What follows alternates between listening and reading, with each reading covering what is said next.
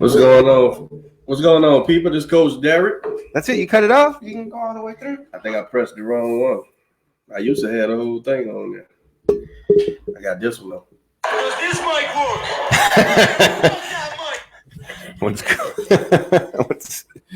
What's going on Facebook? I'll never be able to show my face in public ever again. I'll never be able to call myself a Gypsy King anymore. For losing Joe weightlifting a football player. I like this one. I got Fury by knockout next time, bro. By knockout? Yep. Not in two, but late rounds? Mid, because soon as Wilder gets the greatest title in the whole world. Forcing that knockout. You lost that fight, Rock, for all the wrong reasons. You lost your edge. That's the one I like. Now when we fought, Can you hear it? Yeah, I can hear it. Can you hear it? Tiger Man's edge. And now Need your you gotta mic. get it back. And the way to get it back is to go back to the beginning. That's the one I like. Can you get it? Maybe put it under it back there. You heard it already. I am the Tiger. They try to block it, and I disputed it, saying, "Nah, it's license free, And they let it's everyone can use it." and then his high guy goes, "Okay, we grant you permission." They blocked me on that. Shit, I need an earphone. I need some earphones. They blocked our fight. We had on the zone. They blocked. I used it, and they blocked. And the guys did the same thing. How you gonna block a motherfucker who fight? So they undid it. All right, man. If y'all ain't crunk after that, you need to go back to sleep, man. Who the fuck is that guy? Good morning, Facebook. It's your boy Manny Fresh. Coach Derek, and we got this. We got my partner Gabe's young apprentice right here. Apostle, what's going on, brother? How y'all doing, man? Apostle Arias. What's your? Is it the MAMBA or MAMBA? Yeah, Is it the MAMBA? That's a good name for this kid because I seen the logo and I said, yeah, this motherfucker fights. He strikes just like a fucking snake, man. I said that fits good, man. Well, really, man, it was every reason but the way to fight. Oh shit. Because man, growing up, basketball was basketball. The Black Mamba. Yep, exactly. Oh, that's his world right there. I Basketball. started playing basketball. My first word was ball. Like it wasn't mom, pop, mom, dad. My mom's would probably tell me like it was ball.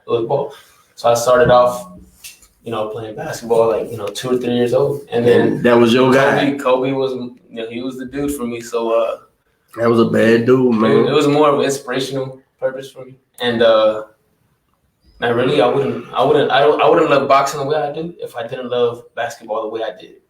You know what I mean? And so what was the man? That's elite basketball to fighting. So what was the athletic athletic endeavor or what?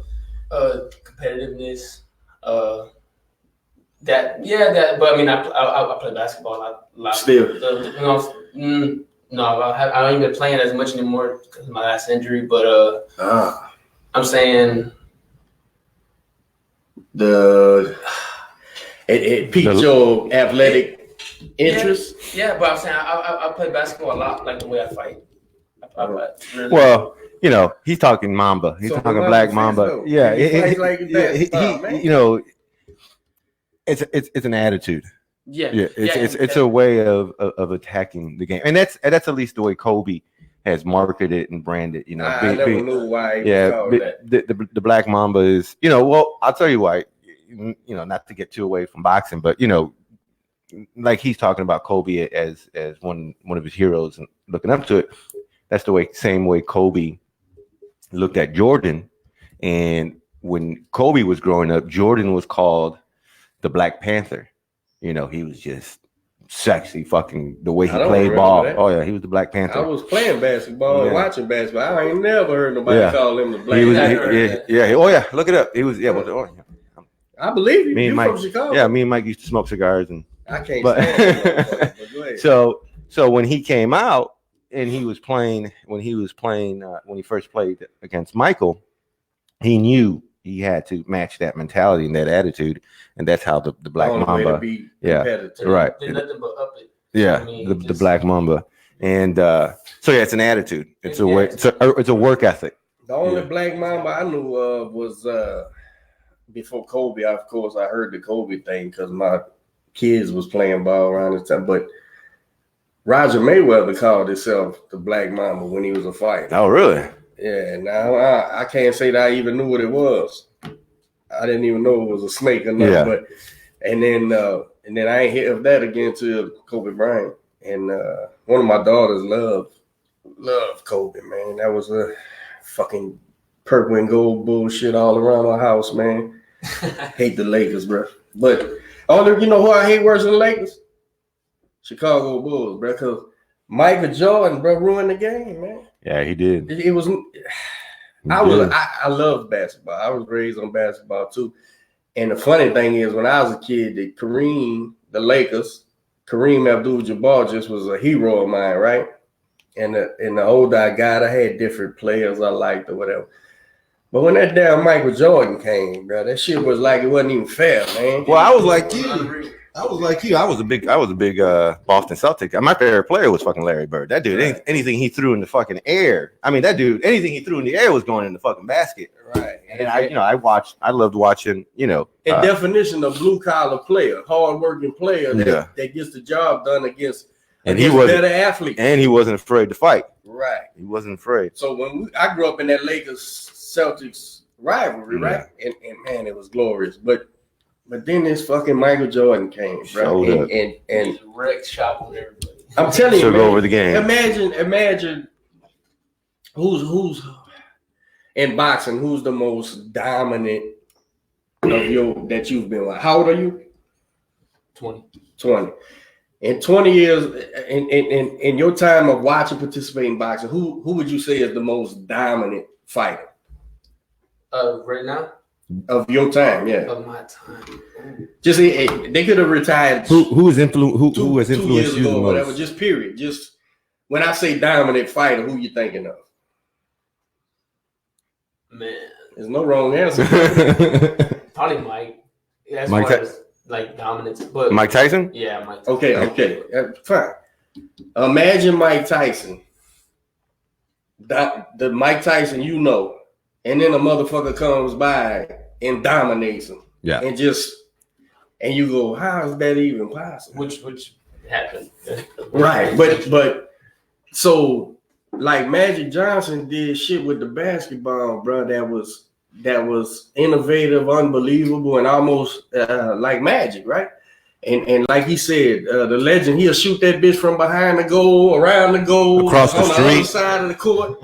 And then here comes this motherfucker walking on air and shit, man. Because you remember when Dr. J was the air guy. Yeah. He was the guy who could float and all that. Yeah.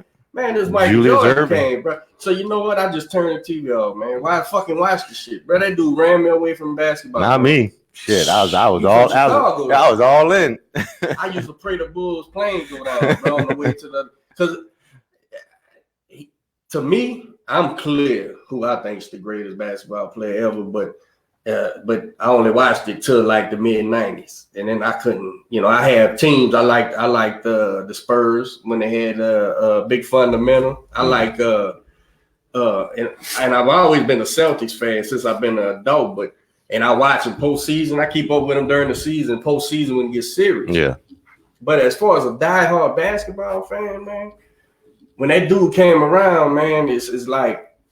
I watched this motherfucker, bro, one time hit like about 6 3-pointers, bro, in a row. Yeah. Run by the TV camera, and I swear he was looking at me and said, I said, fuck this dude, man. Hey, I remember that game. I watched this bastard shoot a free throw, close his eyes, in the middle of a real game, close his eyes. Man, turn the fucking TV on, man. I went find something else to look at. I went watch cooking shows or something, man. It ain't even fair, bro, but nah, I think he was the greatest thing I ever seen play, definitely, man. And Kobe. And that's how I felt. Like I was like, man, Kobe's like, I was like, man, Michael Jordan, but it was like Kobe's like. Whoa. He was there. He was there so you can watch. You were able to catch him on TV. So, growing up, that's who you had. and he was a great player, hands down. Yeah. So you're 20 years old. Yeah. And so you were born dribbling in basketball, and so how long were you playing ball until you transitioned over to boxing? Oh, I've been fighting since I was the same age, man. Oh, okay. So I started really, really young. I started put that internet on there. So I wasn't boxing, but I mean I've done it from mixed martial arts to jiu-jitsu to Muay Thai. Oh, you just an athlete, man. And I did that, man. Started playing football at like around the age of 8, 9. I mean, but I've been fighting and playing back. Well, actually started fighting first, and then the year after that, then I was old enough to play basketball. Mm-hmm. I still started playing basketball first, not for the team. Nice. You know what I mean? But yeah, I mean, I've been fighting. So how did you get your first pair of gloves on your hand? Tell us the story. How that happened? Fighting as a kid. Then boxing, yeah. Oh, boxing. Yeah. Like your dad box? Anybody box? Nobody box. What made you say bring me to a boxing gym?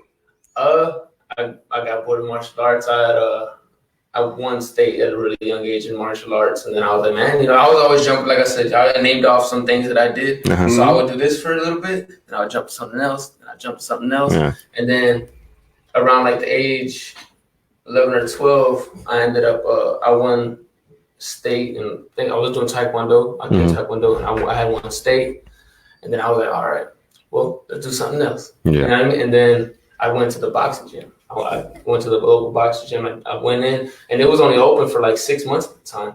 Well, at least in Porter. Mm-hmm. I walked in, and man, I fell in love with it. Mm. I fell in love with it, man. I was like, whoa, where have I been at? Like, why haven't I been doing this? But at the same time, I wouldn't be the same boxer if it wasn't for the martial arts that I did before that. You know what I mean? I'd be a different boxer. So it kind of benefited me going in. And man, I fell in love with it. Just the workout part of it, the different. It's just a different competitiveness because it's more of a sport. It's more of a sport. It's more. You got to use your head more. This is interesting to me because I get questions nine boxing people, right?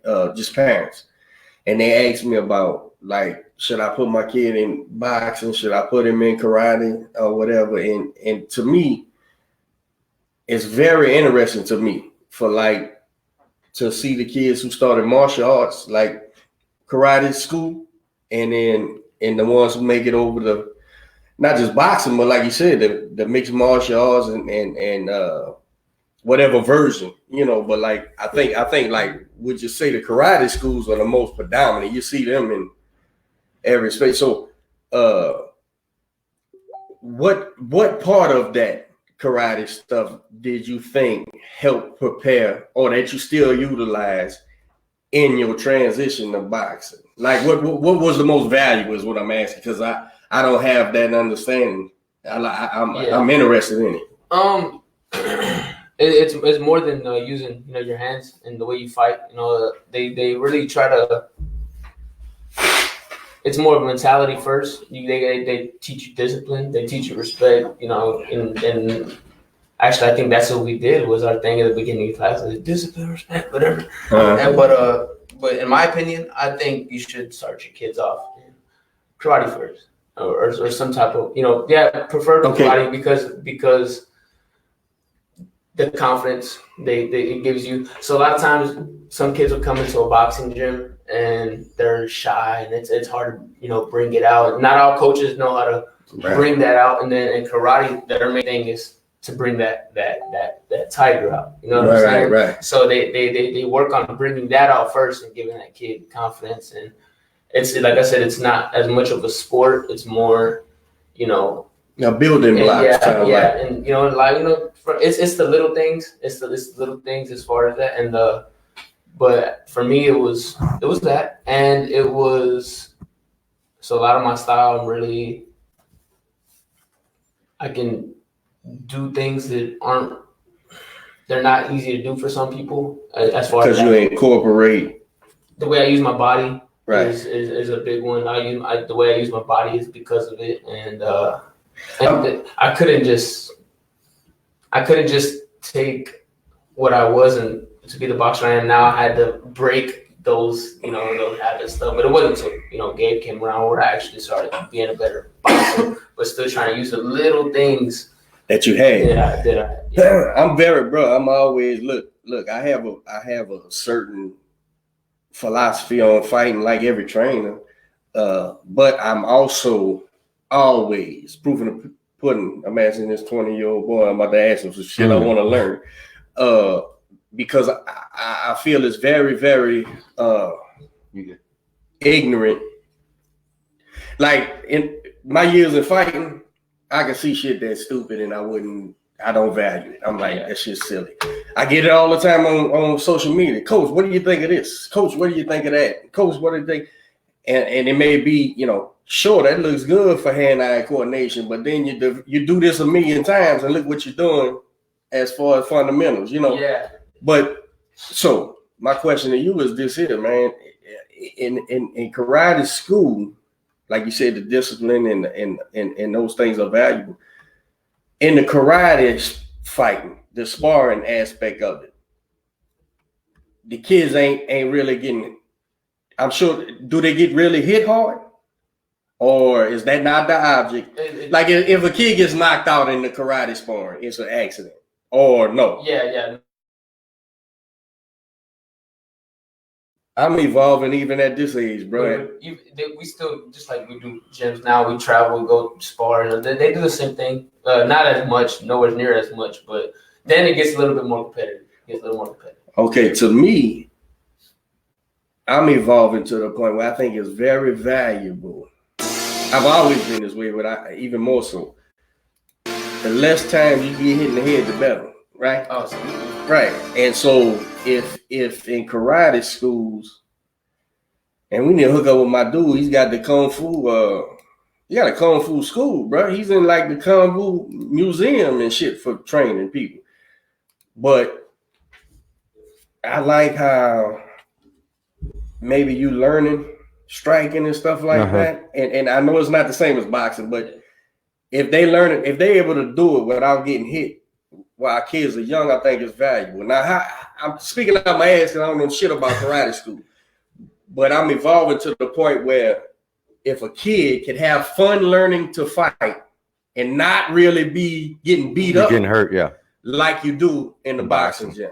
Because even when I'm protecting you, you're getting beat up.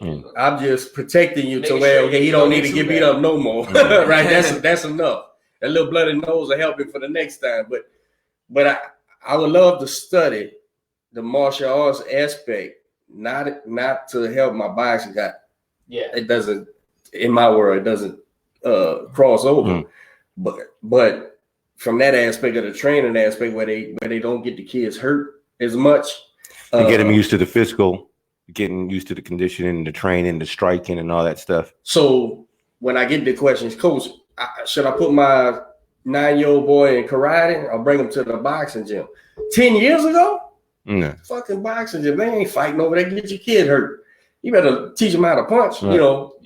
Totally negating the fact that maybe this kid gets in the boxing gym and he says, fuck that. I'm out of here. You know what I'm saying? Because he never did catch on to defending himself and getting beat up, though none of my fighters will tell you I'm not, only outside sparring we go at it. But in-house, you ain't finna beat each other up. That ain't what we're here for.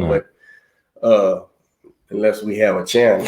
But I'm very interested in that, man. The martial arts. I think it's almost like philosophies, maybe. I don't know, bro. I don't know. So I just like Karate Kid when I was growing up, but I don't know how it works. Like going off what you're saying, this boxing shit, man, it's more mental than it is physical. It's grueling. It's more mental than it is physical, and right there. And then that's what they worry about first. Not putting you in front of a mirror and teaching you boxing. And then a month or two later, put you in the ring, see how you look, and then boom, boom, boom, I don't want to box anymore.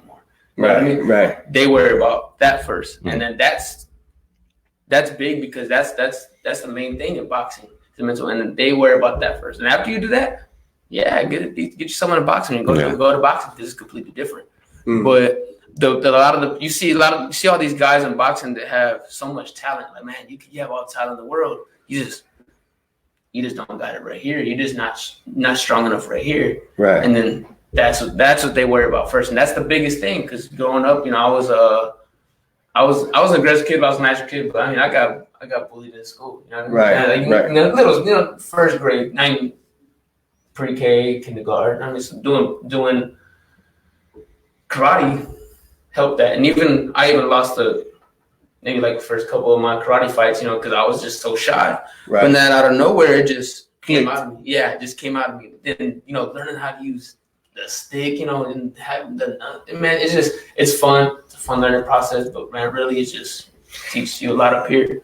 I think everybody, you find yourself as a person more. So. Everybody has that bullying story. Yeah. And I know for me, we box so young, and it being in the family, amateurs, professionals, everything. So I remember it had to be middle school time, and it was an older kid. I might have been 6th grade. Middle school for me was 6, 7, and 8. Mm-hmm. And I remember I was like 6th grade, skinny kid, small runt, and it was an older kid.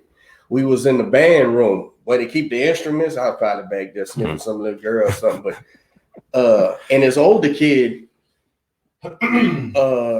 bumped into me, like bullied, and it confused the shit out of me, man, because I was like, because every kid, no matter if you know how to kick the shit out of him, punch him, size, you look at this, oh shit, can I get him? But it was more confusing, like, is this guy bullying me? Is this what bullying is? Yeah.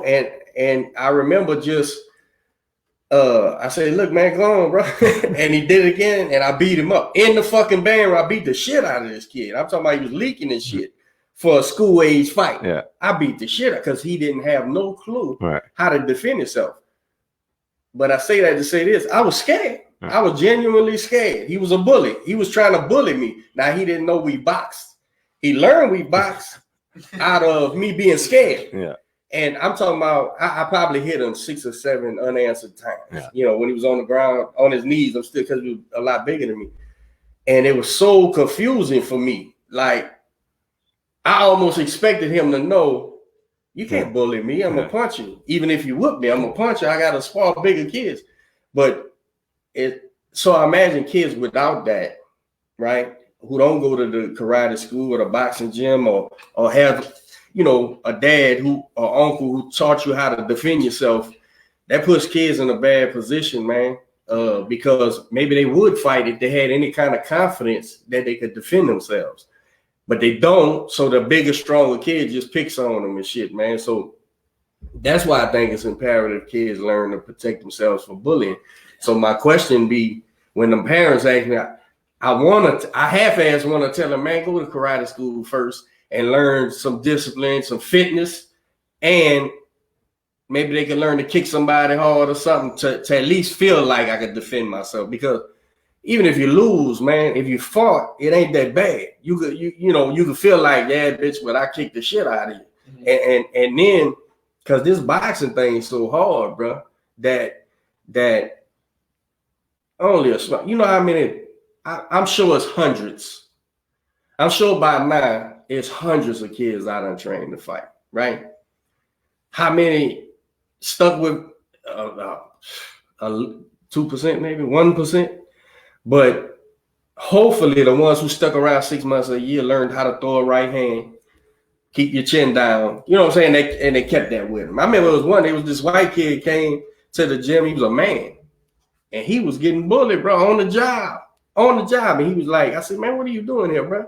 Because it was this white kid from a good family in Katy when I first came to Katy. And he told me straight up, coach, fucking dude fucking with me, bro, and I ain't never fought, This kid stuck around the gym. It's a good story. I stuck around the gym for about a year. And we took an amateur fight. We fought in Savannah at a Savannah show. He lost, but pitched a bitch. He was right there with the guy. He was right. They was both newcomers. Mm. But he pitched a bitch, bro. And after that fight, we came back to the gym. He showed back up and he said, man, I want to do it again. You know, let me get a win. I said, all right. And he hung in the gym again. We got a fight, and he went and the poor kid, you know, I don't say robberies. Yeah. If the judges go against you, you got to deal with it. But this one, after that one, he lost. After that one, he said, Coach, you think I lost, man? I said, nah, not really. And I just seen a thing come over his face like I'm good now. Yeah. I can fight these motherfuckers. And he told me, he was like, all right, I got to go offshore. I'm going to take this offshore job. And I ain't seen him last year, bro. This was fucking 10 years ago. Uh-huh. Last year I'm in Buckets, bro, getting gas. And white dude walked up to me. Coach, I looked, and I didn't recognize him because 10 years, a kid that's 20 and 30, big difference. It's two different things, right? He's more mannish now. I said, hey, you know, can I get that shit aligned? Half the time I don't know I have no clue who they are. And he said, man, it's me, such and such. I said, God damn, bro, how you doing? He said, man, I'm married. You know, this, that. Thank you, bro. And walked off. I say, fuck, man, that's worth being any Golden Glove championship, because this was a 20-year-old grown adult male who said, I'm not standing for this shit. Yeah. What do I do? He went and found a gym, fought, had some amateur fight, and now he'll teach his sons what I taught him and say, they may never box a Christmas gift, but he'll say, this is how you throw your right hand, this is how you get your chin down. So I think that karate school is valuable. Yeah. Because especially if you're not I'm not saying it's easy. I pick on karate and all the other shit, but it's just picking. Yeah. But I think it's valuable, bro. And you telling me it is. You telling me, yeah, man, I did that shit, and it crosses over. And then once I had to really engage in fist fighting, right, then I'm better for it. I'm all the better for it. You know, one of the things that I see, and I'm sure you see it too, you know, with a lot of the young kids and even people who walk in the gym that never boxed before, if you throw, you know, a punch or something and you just get them to get in their stance, they'll flinch, right? So, you know, when they're doing these other martial art, you know, sports and whatnot, it'll get them used to seeing a punch coming, a strike coming, you know, getting physical. So when, you know, by the time they get into a boxing ring and their punches get thrown, you gotta catch and block and shit in karate, right? Yeah, and even like the workouts, they're nowhere near as hard as boxing. That's a lot of stretching. I mean, and so a lot of times too, that's another thing that draws these kids away from boxing. They're like, whoa, man, this is a lot. This is tough. It's abuse. It is tough on your body, on your mind. So it's a perfect start in my opinion. So how long you did the taekwondo? How long you did that? So I did taekwondo and like mixed martial arts that were just like that. 12 years. Well, 12. I mean, sorry, about 9 years. Oh, but wow. Between that, I mean, I did like a jiu-jitsu thing, and then they had like a Muay Thai thing. I had a taekwondo, so I was doing that. So I mean, I learned. So you're a martial artist. I mean, well, boxing. People don't understand boxing is a martial art too, but you did. I'm a fighter. Yeah, you did that jiu-jitsu shit, man. I can't tell it. And I'm not gonna say I did jiu-jitsu. I'm gonna have learned a little bit of it. Jiu-jitsu is the one with all the arm bars and all that shit, huh? I didn't do it for more than 5-6 months. How would you describe jiu-jitsu? It's the art of what? Man, grappling. I can't give you that because I'm not gonna. I did it for a little bit. No. I'm not saying like I'm a jiu-jitsu. Right. I'm not charging that you're an expert. And I'm just saying I don't know shit.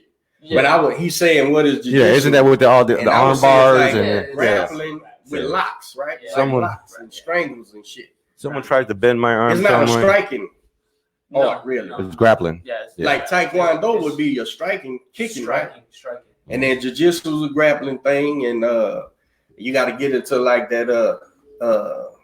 I guess Muay Thai is striking, right? That's boxing and kicking. It's fucking brutal. That's what it is. Yeah, bro. So, man, I done covered it on podcasts before. My little foray into being inquisitive about that shit and knowing right off the.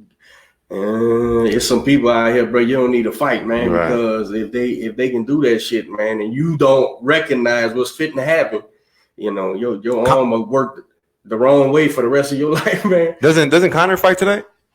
Yeah, Jürgen McConnor, he fights tonight. McGregor's fighting that I don't know who he's fighting, but he's always exciting. Yeah, but I'm watching J-Rock tonight. J-Rock fighting tonight. Yeah, you fitting to see some real pugilism tonight if you watch J-Rock. Yeah. In Philly, he's fighting this guy. He's only got one loss. They call him Banana, but his name is it slips my mind. I could call it, but yeah, man. I said the other day, man. You young boxers, man. If you want to see a young master, you know, he's still a young guy, but a very educated boxer. Yeah. Don't miss Julian Williams. I like what you posted the other day when he was saying at that press conference.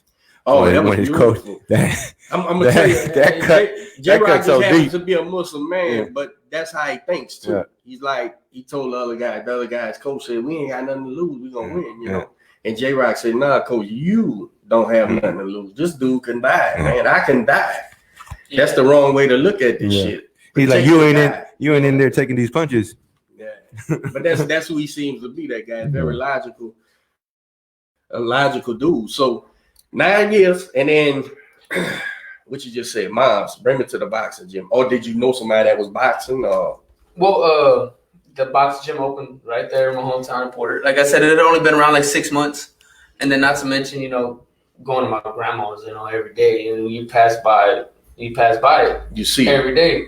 And so we just like, you know, it's there. My dad's like, you know, wanted to see if we try it out. We went in there, and then it was amazing, man. I loved it. And then, but still, I still had that love.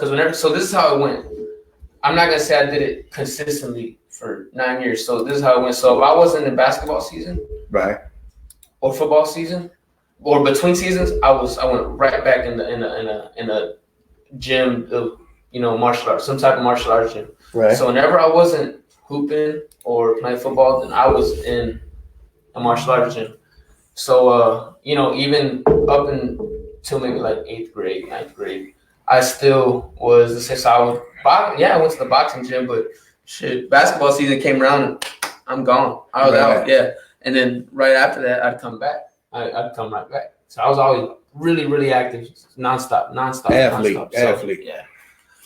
What Porter? Where's Porter? Porter, Texas. That's up north, huh? Oh, it's up there. Okay. By McAllen? No, where are you saying? Montgomery County. Montgomery County. I said McAllen. Yeah. So I mean, I did it for a really long time, and then it wasn't until. How long before you started fighting amateurly? So you walked in the gym. How long did you train before your coach said, "Okay, you're ready to start"? You know, did you start your first fight at Golden Gloves, or was it at my first fights were at Golden Gloves. My first fights were at Golden Gloves. I think I had just turned 16. Oh, okay. I think I had just turned 16. Like I said, I didn't want to compete with it. It was just something for me to do to get ready for basketball season. Mm-hmm. And then so really, I didn't start getting serious with boxing until I was realizing, like, man, you know. Yeah. I'm pretty little, man. I'm 5'7". I was like, I don't think I'm gonna be doing anything with this boxing shit. So I am with this basketball. With this basketball thing. So physically, I had to do something. Right? Yeah, physics. So I was like, man, you know, little man, you want to know, but you know, I was like, man, you know, tell Muggsy Bogues that. I love. Hey, you remember him? I was like, I love. Well, you know, school plays a big role in it too. You know? Oh yeah. And so I was like, you know, let's just stick with boxing. I knew I was I want to do something that had to. I'm a competitor. I like to compete. So I was like, man, I'm gonna do something that has to do with this. So I was like, man, let's do boxing. I'm gonna stick to it. Then I did that, trained for a little bit. Then you Mexican descent? Yes. Man, you supposed to box, man. You built for boxing.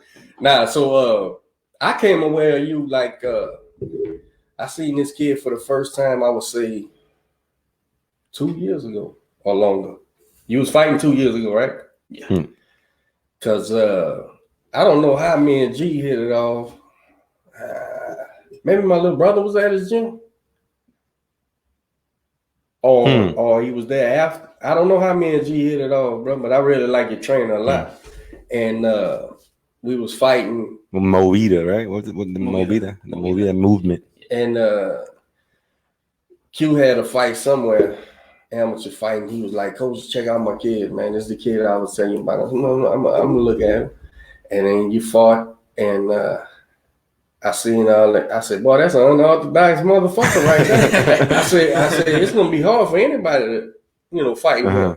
And he was like, "Yeah, I know, but what you think?" I said, "Nah, man, I'm watching." And the fights I've been at, I watch and support them, bro. I like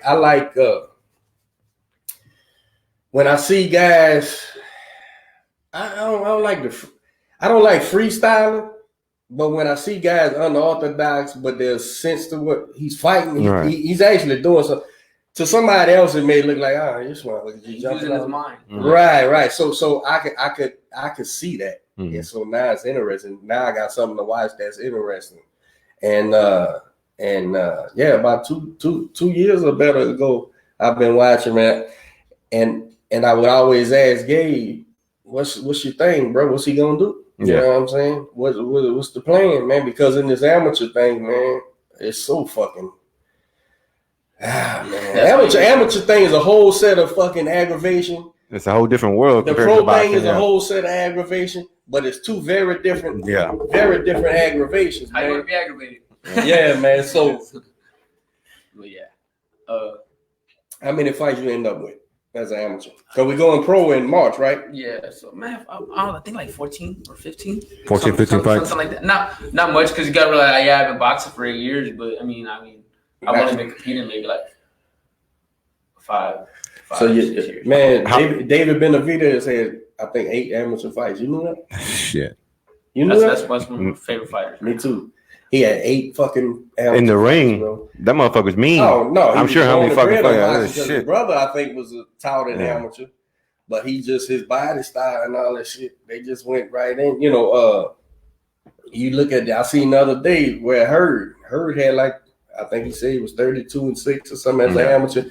Never won a national title, none of that shit. Some people are built to be successful as amateurs. Some people are built to be successful. One thing I'm proud of my guy for is I didn't know how to build amateur boxers. That ain't my background. Mm-hmm.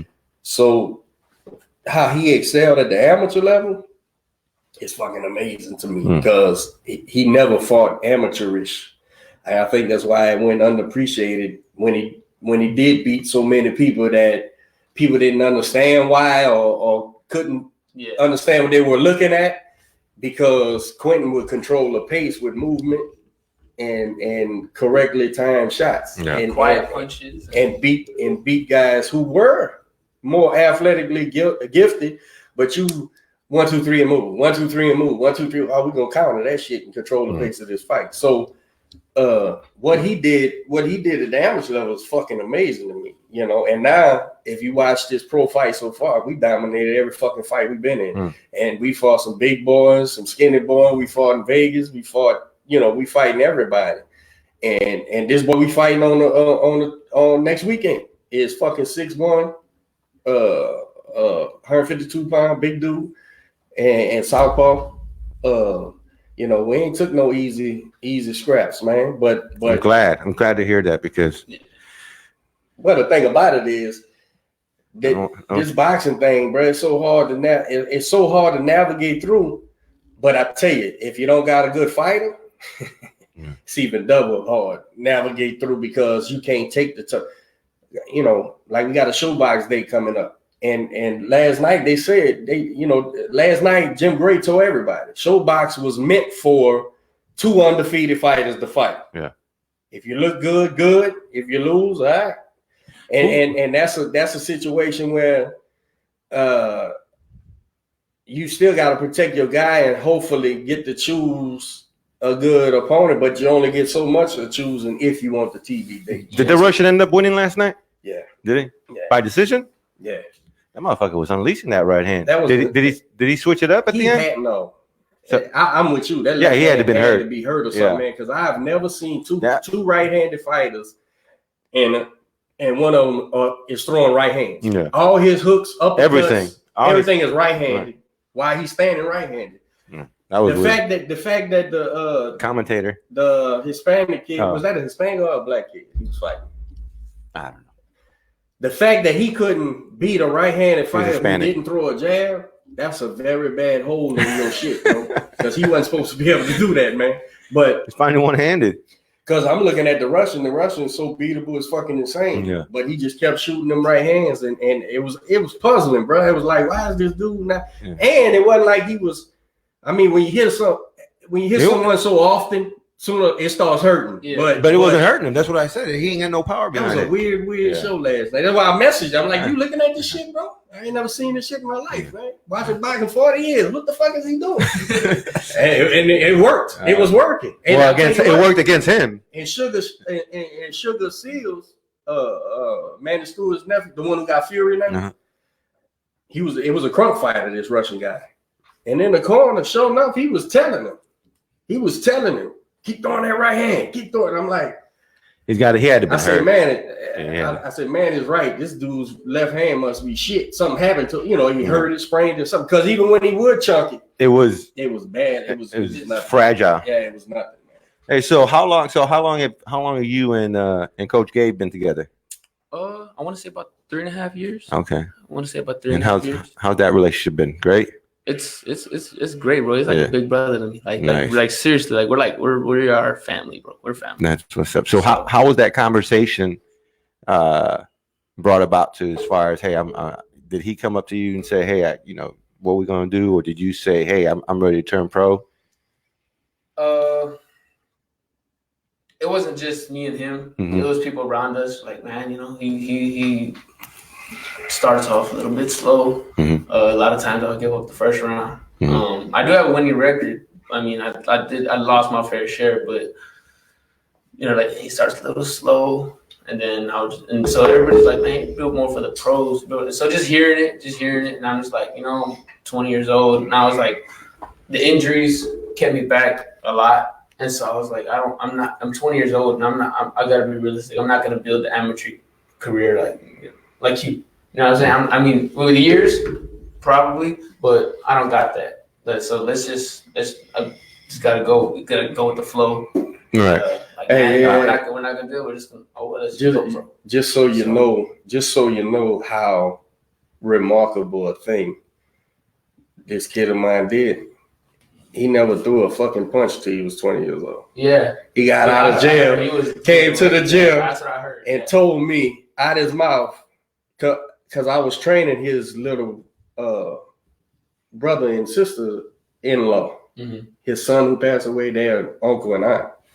And when he got out of jail, he asked them, y'all boxing? They was like, yeah, my coach is the best. And he said, well, bring me over there. And the dad brought him over here. And he said, I'm gonna be a boxer, man. I said, yeah, okay. And what I liked was he was built like I was at his age, so I knew exactly how he should fight, and it would fit my family's boxing. Mm-hmm. But then you got to see if the kid's gonna stick to it. Do the work. Coming out of prison, motherfucker might be back and forth to jail depending on who he had.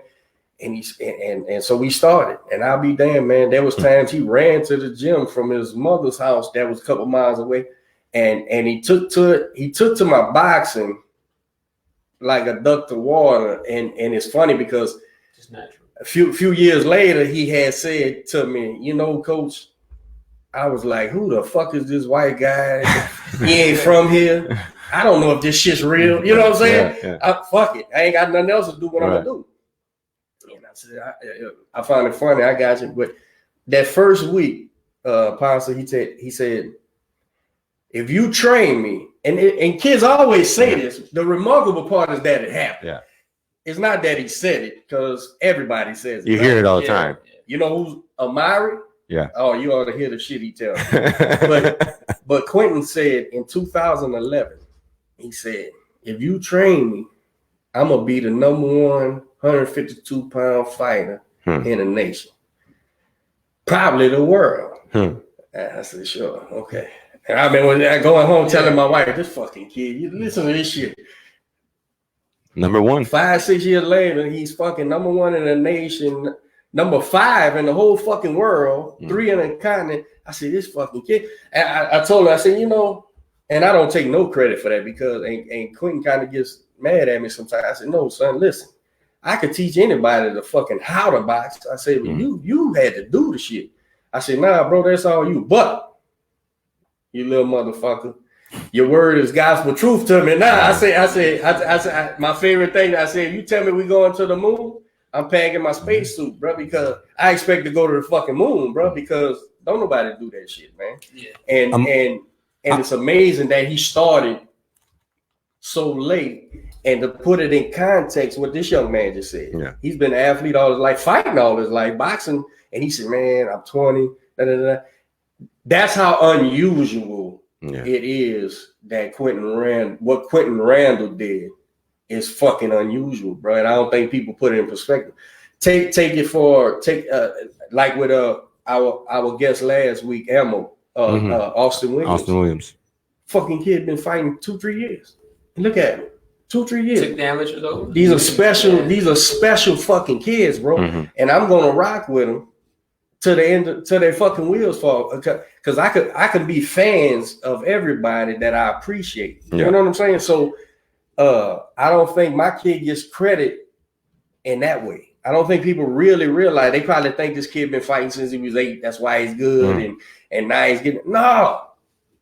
He might have wanted to box since he was 8. He didn't box till 2011, bro. Shit, that's just amazing, man. So, and I am telling you, he was built for the pros because that's all I know how to build. Yeah. I had to adjust my boxing for the amateur style of boxing, you know?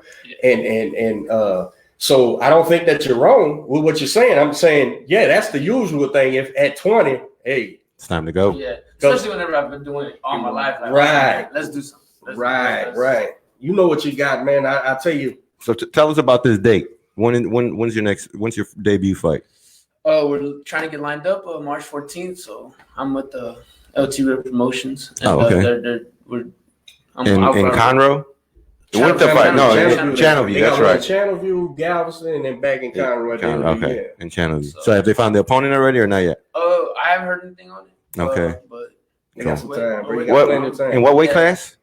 I'm gonna be going in at 154. 154. Nice.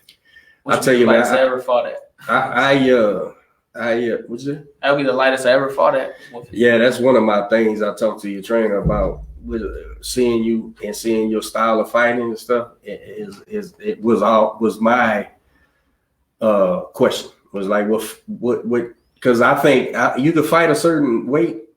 Man, Quentin has fought as high as 65, beating guys in the amateurs, but 52 was his weight class. But he got ranked at 2 of them weight classes. But we were never gonna fight middleweight in the fucking pros. He knew that out the gate, and we went right to 47. You know, so his length and height and reach, you know, could be utilized. But he had to train his body. You know, he's a full grown man, bro. He's got to train his body to do that. And you don't want to have some mishaps. I'm not saying it's gonna happen. I don't know your body. You and your trainer do, but you don't want to put yourself in a position. In other words, be very comfortable on your debut. Be very comfortable on your debut. Hell, be very comfortable first couple of fights. While you're doing that, start working toward that target weight, bro, that you're going to fight at, man, because the difference between the guys you're going to fight at 0 to 10 as opposed to 15 to 20, if it's going right, it's night and day, bro. So you don't want to be in there. You put yourself in the best position. Yeah, you don't want to be in there with 100. Think about this.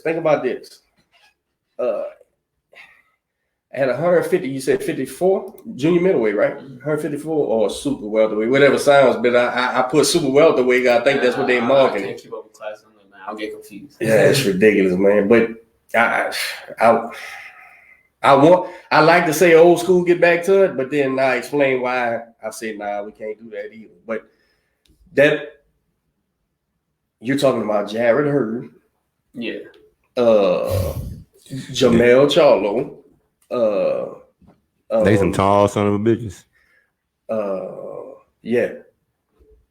Harrison. You're talking about 6-footers that's getting down to that weight. Them boys walk around at 80 pounds, man, and that's a lot of man in the professional ranks, once you get to ranking level, once you get to a championship level. And truth is, special fighters can fight up. They can. A fighter needs to know he's special before he does that. See, Lil Floyd and all them dudes did that shit. What leg of their career were they on? They didn't do that shit out the gate. Lil Floyd was dominating motherfucker at 126. He didn't come out there and fight a Canelo Alvarez at 152 pounds in his 126 body. So and your body got to grow into that too. Right. That's my only concern when we was talking, me and your trainer. I was like, well, wait. And he seems to know y'all have a plan. So I was like, yeah, man, this kid in the professional ranks, he needs to be working to get his weight down and maintaining the weight. Where do you walk around? Living the lifestyle, not blowing up, bro. Yeah. That'll slow you, man. Where do you walk around in? Man, so when I'm fighting, I'm 165, like 170. I've been as high as 175, but I've always been a naturally big dude. At some point, I think I was like 215 pounds. Just your height. You ain't had no height. I just didn't have no height. Genetics, bro. It's genetics. It's right. genetics. You know. Look at this though. Look at this. And words of wisdom, bro. Take it, leave it, whatever. You know what's just as bad as getting hit in the face and the head a lot? Body. Cutting your body, hurting your body, losing brain juice in the cuts instead of working your way down. You're fucking putting your body through the roller coaster. How many people you seen lose their career on scales? You know, brain damage is what? That dehydration in the brain and shit and abuse, you can still abuse. So if, Riddick Bowe was over at 27 years old from getting hit in the head, having wars in the gym, right? And I would say I would lean towards Bam Bam Rios, another fan favorite that I love. Yeah. Used to look like death on that scale because he didn't have no he must have didn't have much in between fights. He didn't have much what's the word I'm looking for? Discipline. Yeah. He didn't have the discipline to see. So fuck it. I'll just say, Bam, you take too many punches. You can't do that and fucking take too many punches, bro. You gotta live that lifestyle, man. You don't want that shit to zap you. And in all honesty, I take full responsibility. Yeah, because as far my training has never lacked. My training never lacks. Like I said, I've been busy since I was a kid. So my training's never lacked, but it comes down to eating. Culture. That's a culture too, bro. That's a culture. It comes down to eating, man. That's been the biggest thing for me. But going to pro, like being more consistent with it, and are you start working my way down? So, do you work or is G? You going full time? Boxing full time? I live, eat, and breathe this, man. When I wasn't like working like on my house or something like that, I live in the gym literally. Oh, okay. So so you're not going to school. You're not going to school. You don't have a job. You're focusing on boxing. Yes, I'm trying to get a job. This ain't gonna help me financially right now. So if it pans out, about 15. There's some things that happen, so I didn't need a job, So for right now, but at this point, okay, so I look for a job. You know what I mean? So I tell you, man, train yourself, train the mind part, like you have to in the food department and living that Spartan existence, man, to give yourself the best chance with these guys, man. I had little Ray in here the other day, and I said, Ray Ty Lee, yeah, my man, A-Lee, 5 Lee. I told him, I said, say, bro, one shot, bro, one hesitation, one slip up, night. Anybody could get it. Joe Louis been knocked out. Anybody could be knocked out. And that can sit. That doesn't mean it's the end of the world. You just don't want to learn that lesson on your performance, inside the ring if you can help it, So same thing, that training yourself to eat right and to, no, I'm not going to put that fucking sugar in my body. You know what I'm saying? I'm not going to get them fake energy and all that shit, man. And you already know how to fight. You're already tough. I done seen you get hit. You're already tough. You ain't got no backup. Get that under wraps, man. You got some shit to play with now. The thing is, I can restricting on 1-2. I'd be like, all right, let's cut it out. I can be behind my word. Yeah, when I focus, I can be behind what I do.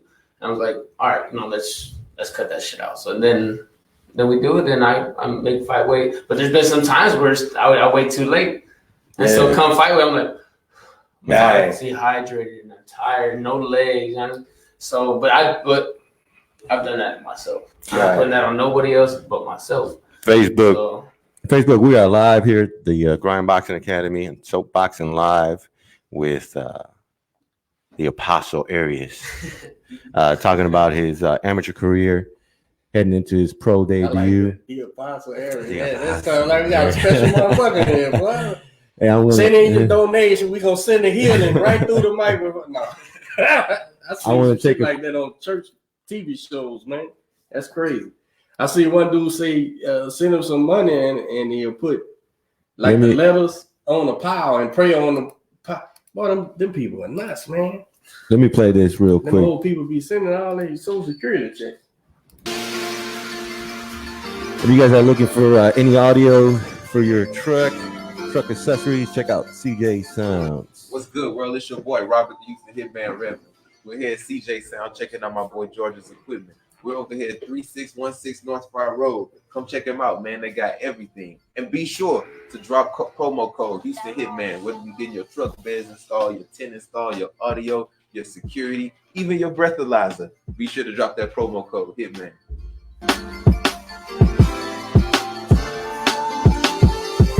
CJ Sounds. Go check them out. They got 2 locations, one in Katy. Both of them in Katy, actually. There's the address, CJ Sounds. Y'all hit them up. And we also do have sponsorship and promo spots available. Reach out to us. All right. So we got the pro debut, February 14th. Who's some of your fighters, man, that you look up to, boxers? Yeah. That you enjoy or just in general? Well, coming up out of martial arts and having that stop. Man, Roy Jones is the man for me. Roy Jones is the conduit through all y'all guys. All that generation, yeah. He's the guy, brother. Well, the media did a great job. They say his name more so than anybody. That makes sense. Though, he was the king. He was the king of the ring for down there 90s. Oh wow! I would say he was doing everything that Canelo was doing. He did it first. When he moved up, got the heavyweight. He went up every fucking weight division. Beat went up the light heavy.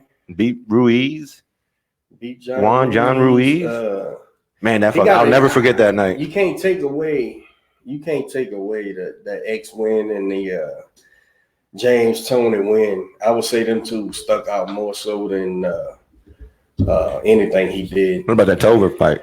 It went the way I wanted it to go. But Roy Jones. We was on two Roy Jones shows in the 90s, man, and he was to see his physical prowess, bro, up close, and you understand. I was there when he fought Reggie Johnson, and I was there when he fought Virgil Hill. Virgil Hill was a great light heavyweight champion, but he was at that point, he was so he had such a physical advantage with his athleticism and reflexes and speed, and it was something to see, man. He absolutely like trainers, man. Just like trainers, I put fighters in categories, right? In fighters, you have the athletic greats, and then you have the ring generalship greats, the scientists, and the athletes. I think with trainers, they fall into 2 categories: the scientific trainer as well as the athletic trainer. You got trainers that fuck all that thinking. You got to be the best in shape and outlast this dude. You know what I'm saying? That's really that's a method for some people. That's a method, and they've put out great champions, world champions, world champions. So that's the same way I look at fighting. What you craving is one.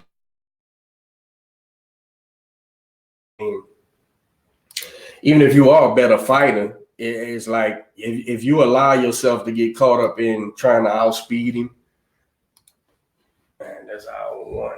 If you do get caught up in trying to outspeed him, you're fucking yourself.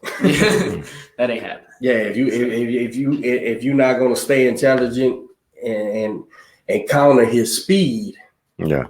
and try to, it's like these guys try to keep up with him. Well, you lose. That's how you lose. So it was a lot of that's just Quentin too. Saying y'all, I would have loved. That's one of the big super fights. You know, you're always having fantasy fights. I would have loved to see Mike Tyson fight Roy Jones. I don't know how that would have happened, but I do. We make believe in like, oh, we talking about the shot heavyweight. Tyson. The shot Tyson? No, prime, both. And heavyweight. Fight, Tyson kills him. Yeah. Yeah. It's a reason. I would have loved to seen it though. It's a reason you're heavyweight. And now that you know that Roy, he ain't got the best chance, bro. You just couldn't hit it. You just couldn't hit him, man. That was the thing. But back then, that wasn't that the talk back then? And Roy Jones talk.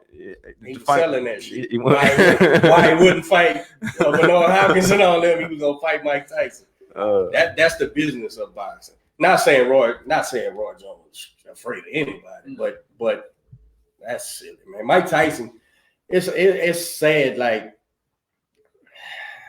I hear people who say Lennox Lewis, how great is that? He beat Mike Tyson. That has nothing to do with how great Lennox Lewis was. Tyson was done, bro. Tyson was done in the first Holyfield fight. It's just that Holyfield was done too, and he don't get enough credit for being the second Holyfield. That was the second. That wasn't that young Holyfield. Yeah. People thought Holyfield was gonna get murdered in that ring. It's like you got to put these guys in perspective, man. I love Mike Tyson, like I love just as much as everybody. That was another one too. Yeah, this guy, bro, was like a fucking superhero when I was a kid, man. You didn't think anyone could beat it. I thought my dad would whoop anybody except Mike Tyson. I said, shit, but again, that's a child. That's the hype. That's the unknowing. That's the ignorant opinion of an unlearned. You know what I'm saying? You don't know, man. At the end of the day, 5'10", turned 18 pounds, 15 pounds when he was prime, when he was just raring to go, and 87, 88. The fights we talking about is in 96, 98, and shit like that.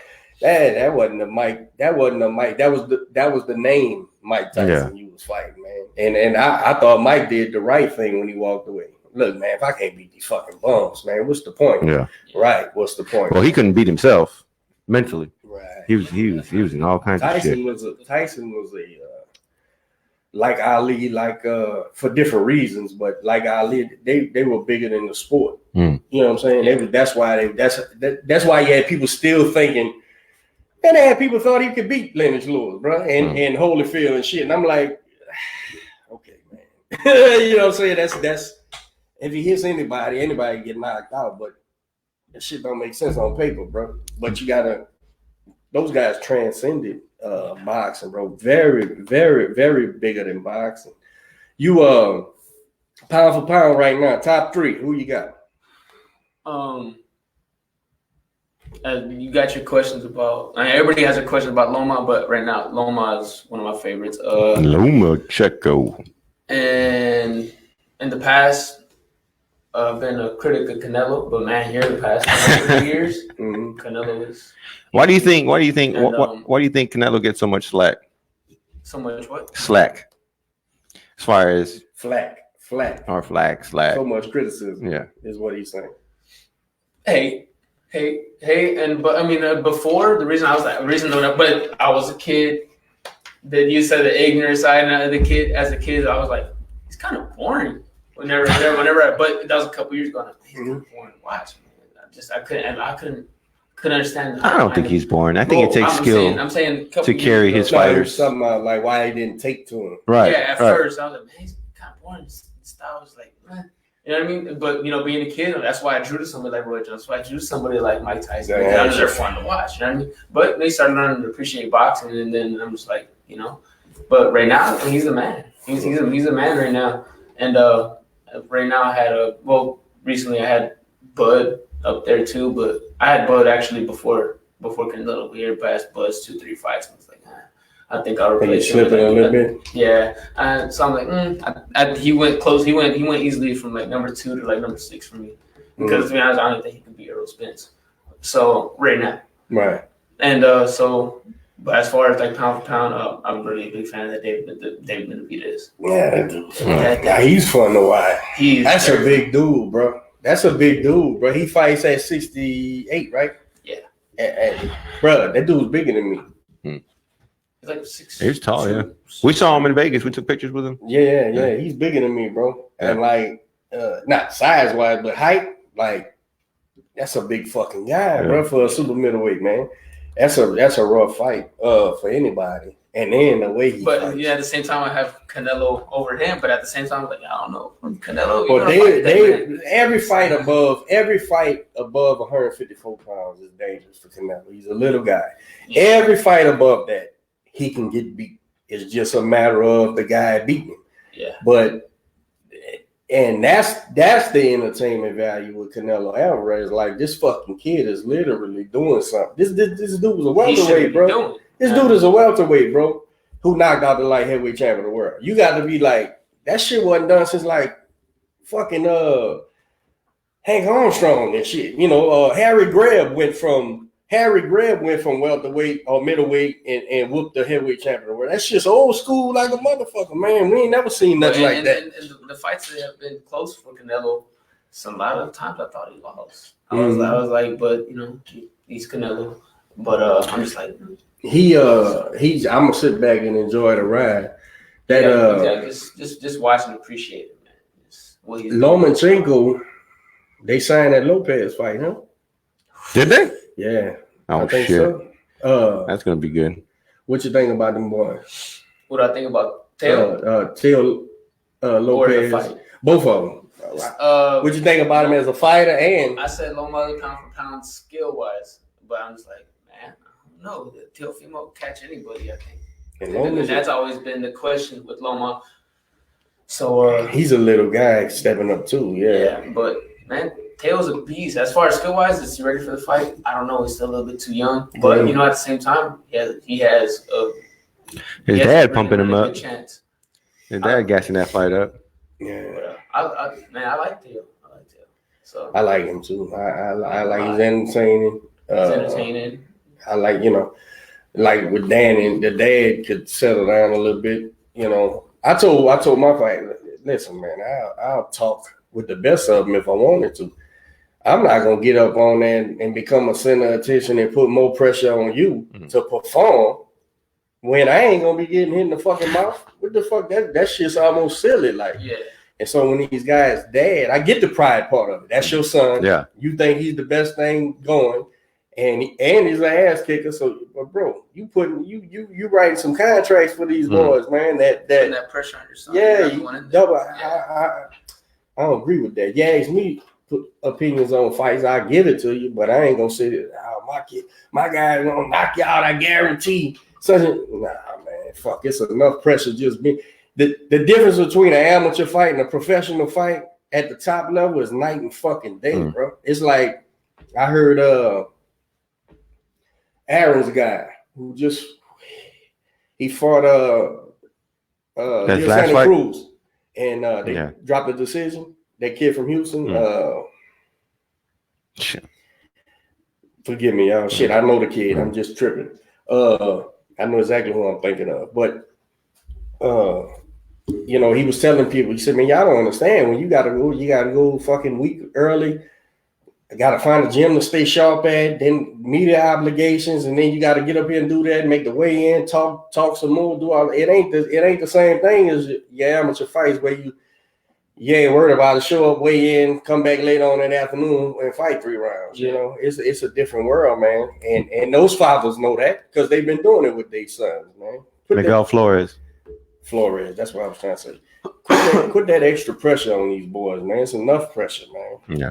It's enough pressure on these guys, man. But you got your social media pages all set up and everything? Yeah, I got it. Where can people go find you and follow you? Instagram, Apostle 12 Aries, yes. And then on Facebook it's just Apostle Aries, and that's all I really got. Yeah. I'll share. I'm gonna share some of that stuff on our sites. Tonight we got J-Rock Williams versus Banana Man. Damn, I can't think of this guy. Rivas. Yeah, I think it is Rivas. He's a Puerto Rican. And then who else we got? Last night we had some. Man, we should make it. Hey, okay. So you seen the WBC made a statement about old girl Jemana. How you say his name? Her name. Jimenez. My bad. Jimenez. Okay. WBC said she gave birth at 20 to her daughter, and she's passed every fucking test she had to pass on the way to this vital test. Now, here was my thing. Did she? That's what they said. Here's my thing. Rosario tonight. Rosario, that's the name. My thing is, I don't know shit about PEDs, right? I ain't never fucked with that, and I wouldn't let my fighters do it. If they doing this without my knowledge. Okay, so we're conceding that she was born a woman. Okay, so we're conceding that. Well, I never did think she wasn't a woman, but that's been the blowback. Okay. That she's a real fucking man. But I seen that picture of her when she was a heavyweight and she was feminine. You could see attractive or not, it doesn't matter. Right. You're round, you're feminine. Right. I could see she was a woman. So I know of no kind of way that a woman's voice will drop and grow facial hair, other than hormone therapy, other than upping testosterone and blocking your estrogen that your body.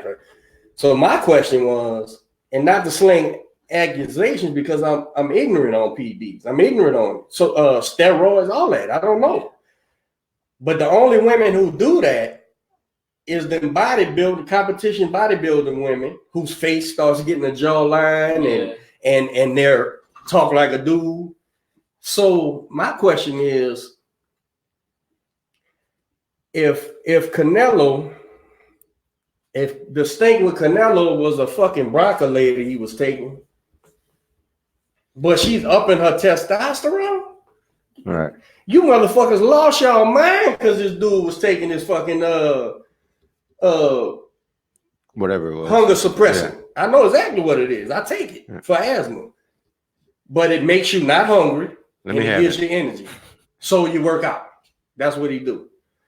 So I'm like, and people lost their fucking mind. Now the WBC has cleared him up since too. Yeah. So what's the truth? I don't know. I think if it's in you, it's in you. How it got in you, I don't know. It probably goes to levels. We got to see the levels. Maybe if I did my own blood work and see how much of it's in me, then I would know what he take. Yeah. But he hasn't been tested since positive for that shit, and even the B sample during that time was negative of the shit. Yeah. But that's neither here nor there because I'm not defending Canelo. I say he cheated. That's what I say. I say he took something that'll make him not eat because he was trying to make weight. You know what you do. You know what. That's what I think. Yeah, you know what you do. He got caught. Don't do that shit no more. You fixed it. That's a huge difference than taking a fucking steroid, bro. So you can fucking punch harder or faster or whatever like a baseball player. Agreed. Night and day difference. Are they both illegal? Yeah, it's illegal. So, but this broad, because I don't know no other way, if this broad is pumping a body with fucking hormones, blocking estrogen, and upping testosterone in the name of transgenderism or anything, I don't know. Well, she's never said she wasn't trying to be a woman, so I'm not putting that on her either. I'm trying to figure out how is that, even let's just say if she was taking some estrogen blocker, right, to keep her female shit down, so she could lose that weight because she was a heavyweight. I don't know if you've seen the picture of her when she was a big heavyweight. Yeah, she was heavier, way heavier. What she was heavy. Yeah. She's the first Mexican heavyweight champion. You didn't see when they slid that in there, huh? I said, ain't that a bitch, Andy? You fucked over all us. So, but she was heavyweight champion before he did. Nobody just didn't care. Okay. So clearly she's a woman. Clearly now it's dramatic. The change is fucking dramatic, dude. How is that fair? If she's doing hormone therapy, even in the name of cutting weight, how is that fair when Fran Chan, and I'm not making an excuse, Fran Chan signed the contract, bro. Right? She knew who that girl was, took the fight and lost. But if she has a genetic advantage, like Fran Chan got to beat her girl parts to be in shape, right? The estrogen and all that, she's got to be, and you're not because it's. How's that fucking fair, dude? It's not, and it needs to be addressed. And it's not. See, I don't like when people jump straight to that's a man fighting. No, it's not. It's a broad. She had a fucking baby. It's a broad, bro. Well, I don't know. If you get filled up with testosterone, you're becoming a man. That's the thing. That's the thing. It does change. Yeah. It changes their jawline. It changes their facial features. All that shit, bro. What makes a man a man? Testosterone. Well, joint and pills, right? Oh, that too, but but seriously, I'm like, you know.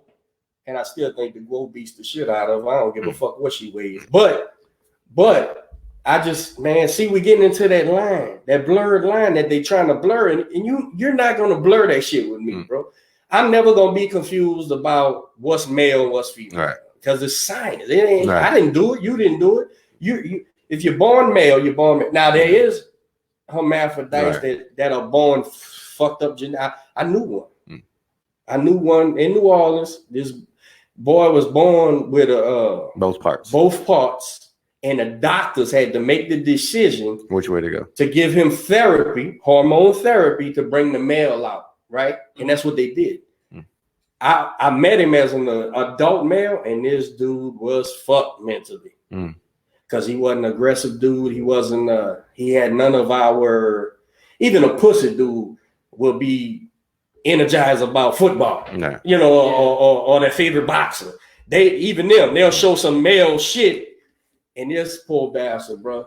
Nothing. It was something to see, bro. I mean, he was soft as soft could be. You could see he's a dude, and then that's what he told me. He was like, "Man, when I was born, bro." So his shit was fucked up. Those people exist, but that's not the same as a woman. No, being a woman.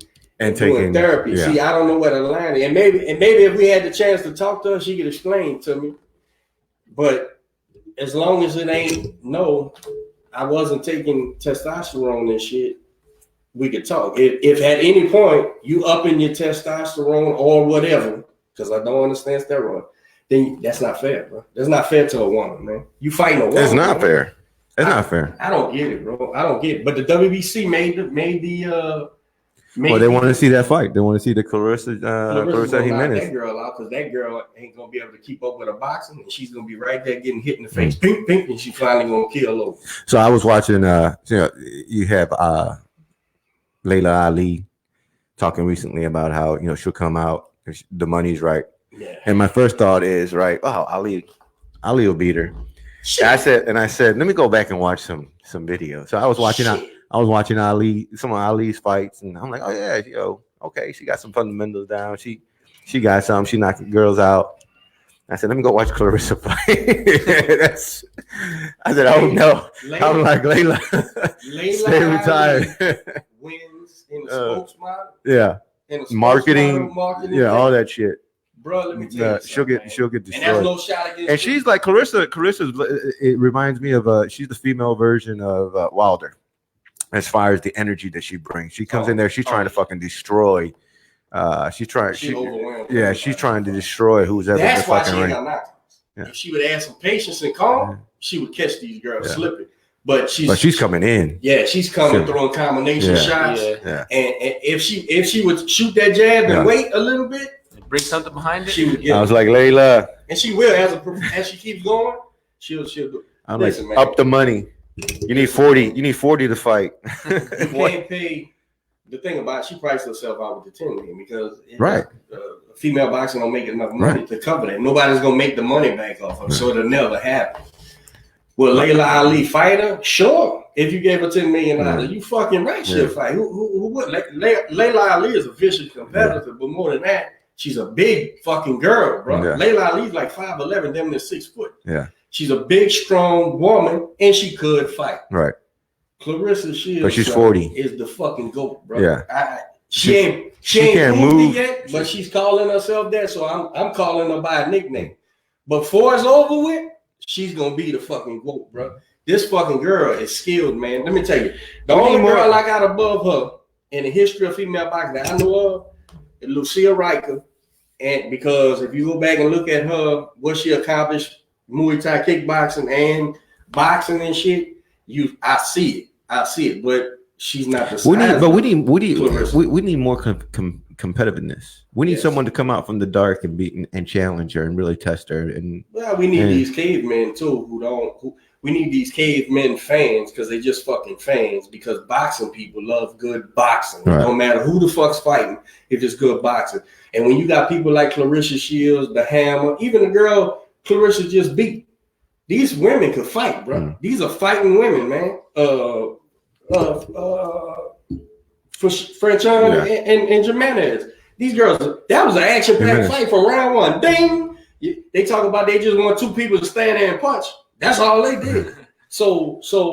But when you see stuff like Clarissa, man, that is two-time Olympic gold medalist. Man, the girl's in her 20s, bro. 20. How old could she be? She was young than everybody. She's probably 25 years old, maybe. She's gonna be around a while, man. I'm a really big fan of that. I don't really pay attention too much to it, but Katie Taylor. That's another one. That's from Scotland, right? Or England? Something like that. Yeah. That's another one. Yeah. I watched like 3 or 4 fights. Like, wow, she's very, very good. She's better than most men. Sanisa Marlene. That was a big fight. That was beautiful. A rematch is gonna be even bigger, man. We got them young girls. What's our girl we had in here with Jessie? I'm just drawing a blank. Yeah. I'm sorry because I speak to her on Facebook all the time. But the thing is, these girls can really fight, man.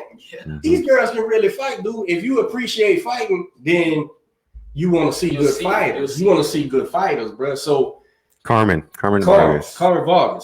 But guess what, man? Guess what? That's just talk, man. I hated that because at that second Olympics day, Clarissa won the gold. Serena shunned her, bro.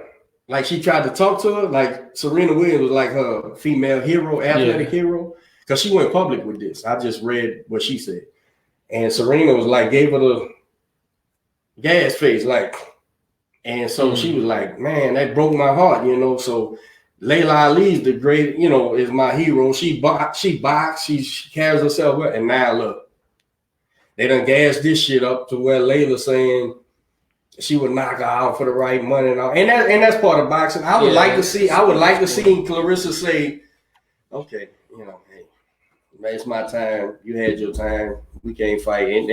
But Clarissa, bro. Not only that, there's no one else to take the attention away from that. Who the fuck can Clarissa talk about? I mean, there's Jimenez, and I'm sure eventually they're gonna make that fight happen. That's gonna happen. Clarissa fought franchise. They gonna fight. Yeah, that's gonna happen because that's the only market. Right. What I don't want Clarissa Shields to do is go fuck with that fucking MMA, man. Because the problem is in a year you can't learn enough ground defense to go over there. People. And that girl's not gonna stand with you. They think she's some hell of a puncher over there, but that's what she is, a puncher. These ain't boxers, man. Right. It's a different thing, man. Boxing and MMA, you guys are punching, man. The distance is different because y'all gotta watch for these kicks. The stance is different. The hand position is different. Hey, perfect example. We got a martial artist right here, and I just know that from looking. Right. Oh, this dude, like when Conor was done, and I was a Conor fan, and I said, man, this is funny to watch these MMA guys so passionate that Conor McGregor is gonna get in the ring with the greatest fighter of a fucking generation, and they think he can win. That's fucking hilarious to me, man. And they thought he could win. I said, so y'all think Floyd Mayweather could go jump in that fucking cage and whoop Conor McGregor? No. That's insane. It's two different worlds. That's insane. Yeah. But yet it ain't insane. You know why? Because y'all think y'all box. Y'all don't box, y'all punch. That's a whole nother thing. It's so different of a sport. I think people get fucked up because it's both fighting. No, it's so fucking different, bro. It's two different crafts. And so somebody like a Clarissa Shields, who I'm sure confidence and everything plays such a fucking role. She's so dominant. So you go over there, get tied in a knot, and have to tap out or go to sleep. Now what? Or get clipped because you're trying to fucking be defensive. Like kind of kick a knee or something. So I don't think if I was management, talk that shit all you want. Yeah. I'll find another boxer. Right. You know what I'm saying? I'll find another boxer. You're occupied over here. Yeah. But do it like every other boxer who once their paydays is gone and they don't have nothing else, then go talk Dana White, then get beat up in the cage so they can say they better than boxing. That's what you need to do because go to UFC, then go WWE, and do all that route. Man. I don't want to see in the cage with girls, man, because that's a. Now I do got a partner trained jiu-jitsu, and he was like, he feels boxing is such a specific sport, like art. Yeah. He said, I think you can learn to wrestle quicker than you can learn to box. Boxing takes, his words, not mine. He said boxing takes, that's like a lifelong endeavor. Yeah. It's so intricate because it's just one thing. It's just one thing. But you're like, a motherfucker can go train for a year or two to do arm bars and wrestling and takedowns and learn the shit if you're an athlete. And then go get you a run and then you're a mixed martial artist. Right. He said, but a mixed martial artist can't just go learn boxing in a year and compete with boxers. And I said, fuck, I agree, bro. I totally agree. Boxing's a science. Yeah, that's just a science, but it's so much a science over there because wrestling's a science, jiu-jitsu's a science, kickboxing's a science. All that shit's a science, and you trying to do it all at once. That's why they champions keep revolving, bro, because how can you be a master of 5 fucking things, bro, at one time? You can't, You can't. All right, we an hour and a half deep. We got to roll. So March 14th, my man Alfonso, he checked in earlier. We got Apostle's debut, man. Hopefully I'm there. Yeah, we'll channel view. We'll go out there and support. We'll do the show. We'll see. We'll reach out to them. Catch you after you knock somebody out. Yeah. Do a live interview. You got our support. G know you guys. I had an open invite to Gabe since we started the show last year. So you know, anytime y'all got something going, just hit me up, Coach. We, whatever. Got the shirts in or whatever. All right, let's tell everybody. But I'm excited, man. This kid can fight. He's got something. Unorthodox ain't the word I'm looking for, but he brings his own stuff to the table, man, which makes a difference, man.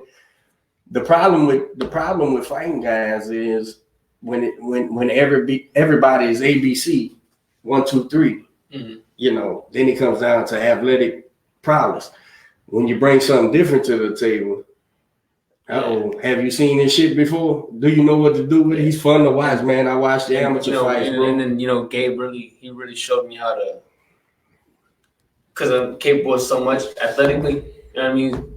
Not really having a style, being able to adapt. Not caging you in on being able to take what I'm given. And, just because I have learned to box. If you watch me when I first started, man, you would see like, whoa, that's a mixed martial artist in there. But when I first watched you, came around. About 3 years ago, when I first seen your box, I was like, man, that's a lot of movement. You're doing a lot of movement right now. But he settled in. You and Gabe been together how long now? About 3.5 years. Yeah. So he settled into his boxing. Absolutely. Yeah. You got how many fighters y'all got up there? You pro is the other guy with y'all? I know who you're talking about, man. You you talking about the pro? My mind's tripping, he's like 3-0. Adrian. Yeah. He trains by y'all, or is that another gym? I think he's at another gym. We spar and stuff. I just seen we still movie that family. So Gabe in the ring before. I didn't know if y'all was up there together. But yeah, man. That's a wrap. March the 14th. LT Ray, Apostle ARIAS. The Paso area. The Mambo. Lone Mambo. Star. I don't know why I say Mambo all damn time. Texas hard hitters. Yes, sir. Texas hard hitters. It's in Conroe. Oh, what's the name? It's in Porter. Porter, Texas. Porter, Texas. Y'all looking for a good gym, man? Go see my dude Gabe, man. Go check him out at on his social media pages. Yes, absolutely, man. And we'll keep y'all posted on his pro debut on February 14th. And I say J Rock embarrasses March 14th. I'm sorry. J Rock embarrasses this boy. Yeah, I'm a J Rock fan, bro. J Rock tonight. Y'all tune in on Fox, PBC. That's a wrap. I'm gonna leave y'all with this little commercial, and we'll sign out. Let me see how to do this. There we go. You all? Not yet. I'm playing this out. Yeah, I'm telling you. Went to Craven is one of my favorite food trucks because it's delicious. Manny is awesome. Great customer service. He's really good about if you want something that's not listed on the menu, he'll do it for you. And just once we the start food is talking this amazing box and all shit, around. bro, it That's sells why itself. my favorite. He was a little worried. He's like, man, I don't know what to do. He's like kind of telling me like what to say. I'm like, bro, I'm fine. I can talk about whatever. I don't give a shit. Well, for me personally, I work for the conference center located on the property, and we get lots of clients that are either not from Houston, don't know the area, don't want to get in their car and go drive somewhere. So having food trucks on site is a great way for I may not know clients and guests not to come ask, out you and know, get some food yeah, without because having it's to some go in uncomfortable shit for some outside people, and worry about parking and everything. Jungle was bad. That's right. We ain't gotta bring up that. But, you know, for whatever reason. But I mean, even if he's like, I really don't want them to. I'm like, even if I don't mind. You know, I don't mind. You know, but when I first came here, bro. That's a wrap. We'll catch y'all next week. When I first came here, brother,